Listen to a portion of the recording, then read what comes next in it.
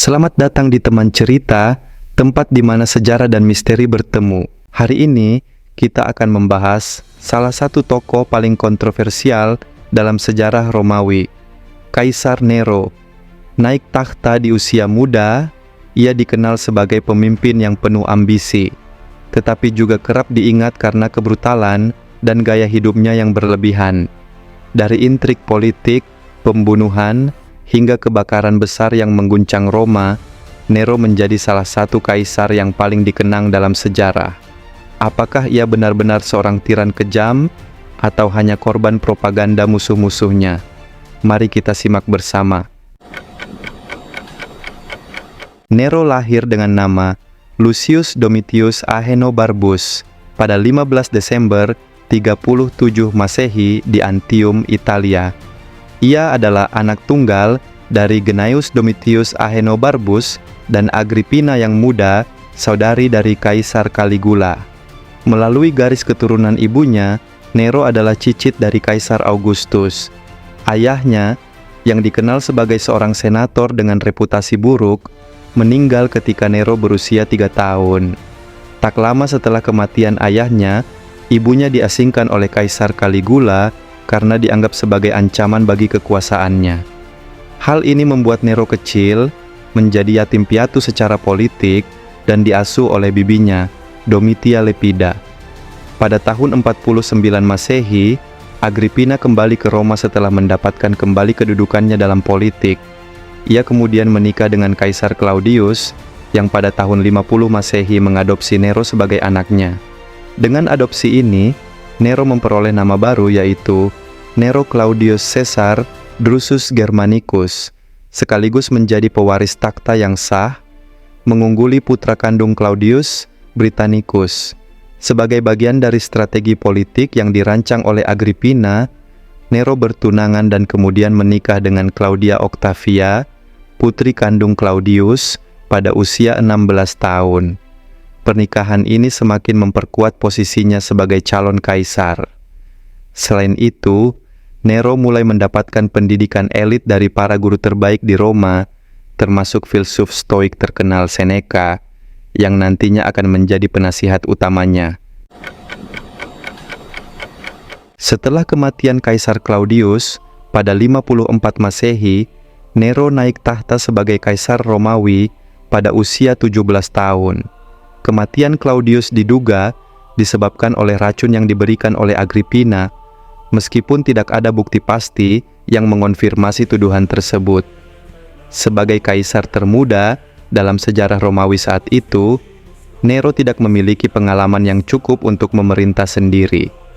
Oleh karena itu, ia sangat bergantung pada orang-orang di sekelilingnya, terutama ibunya Agrippina, mentor filosofisnya Seneca, dan kepala pasukan pengawal kekaisaran, Sextus Afranius Burrus.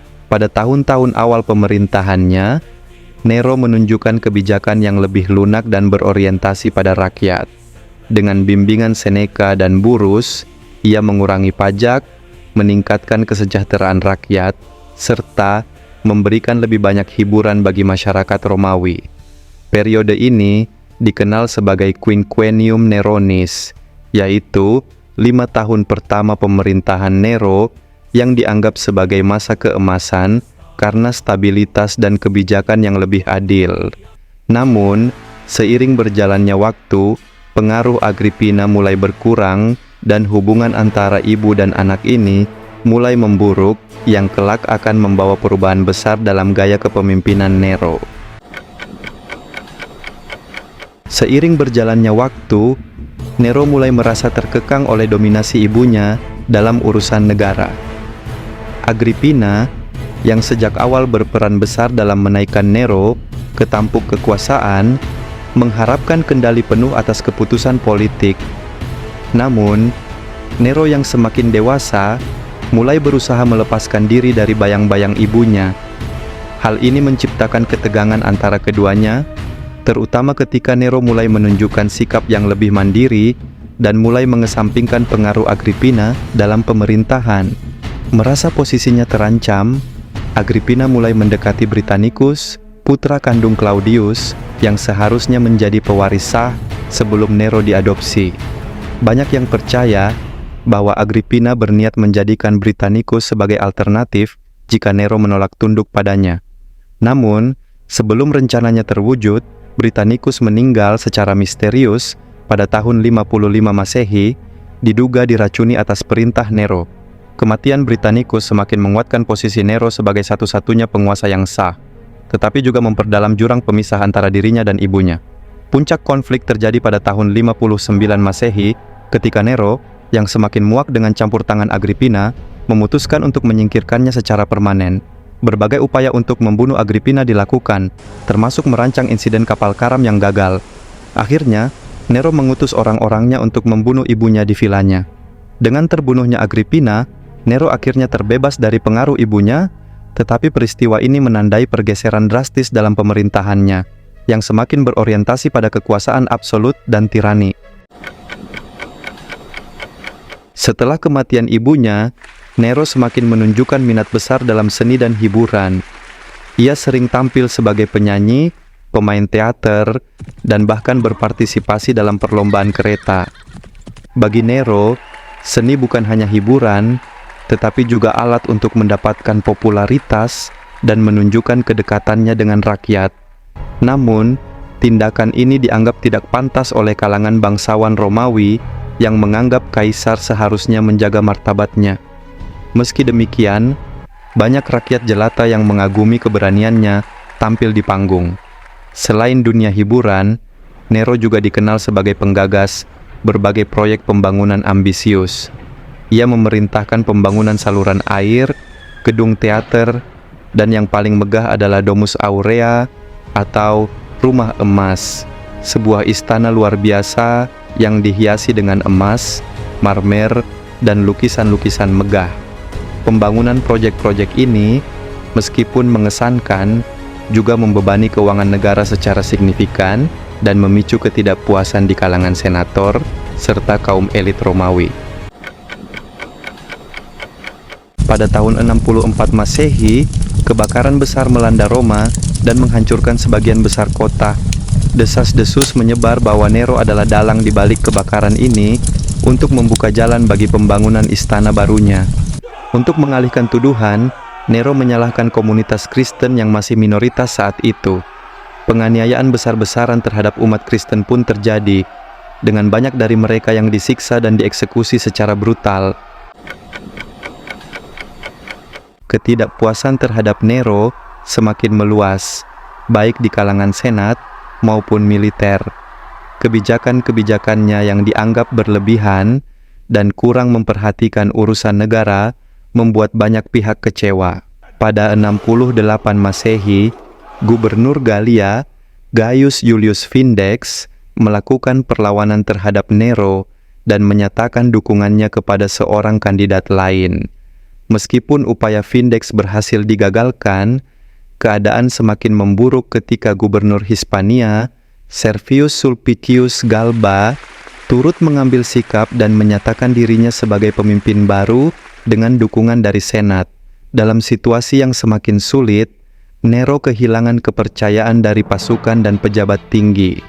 Ketika pengawal pribadinya beralih kesetiaan, Nero menyadari bahwa ia telah ditinggalkan.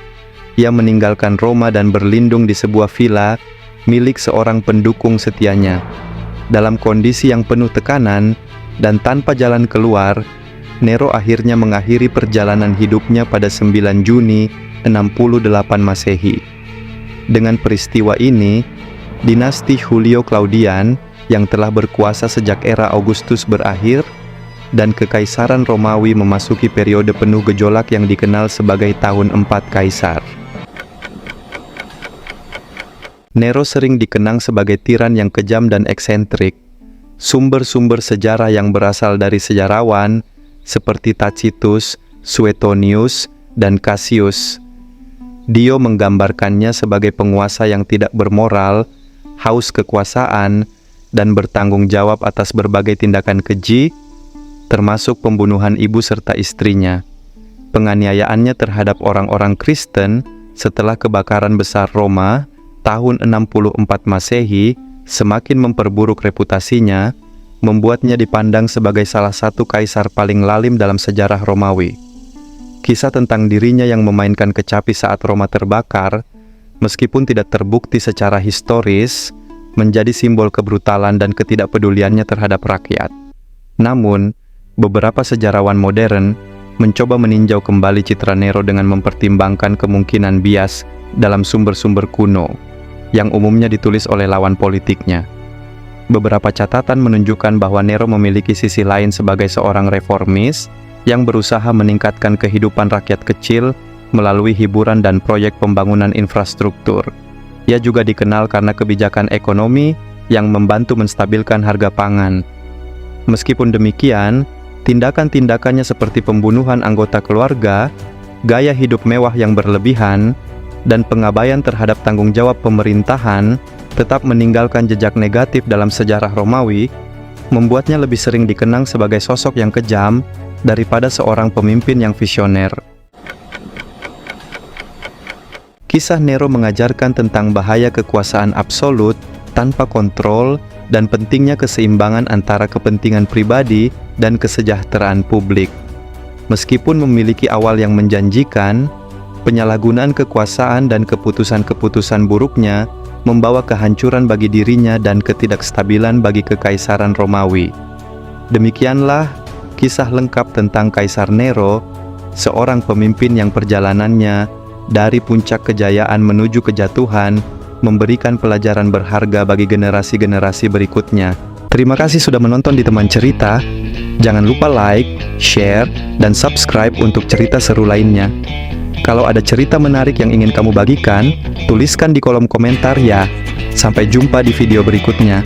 Teman Cerita selalu ada untuk menemanimu.